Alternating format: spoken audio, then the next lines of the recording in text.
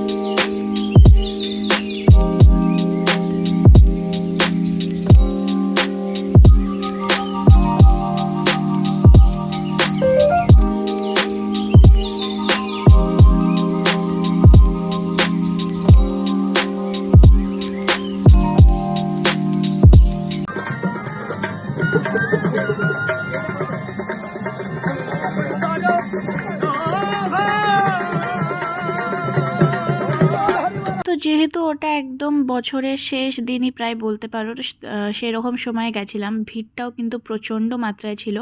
এর আগে কোনো দিনই সোনাঝুরিতে এত ভিড় দেখিনি, কিন্তু খুবই ভাল লাগছিল। অনেক কিছু কেনাকাটাও করেছি, কিন্তু সেই সবের ভিডিও আমার কাছে নেই। যাই হোক, ব্লগটা এই অবধিই থাকলো। ব্লগসগুলো ভালো লাগলে অবশ্যই কিন্তু আমাকে ফলো করে দিও। Thank you.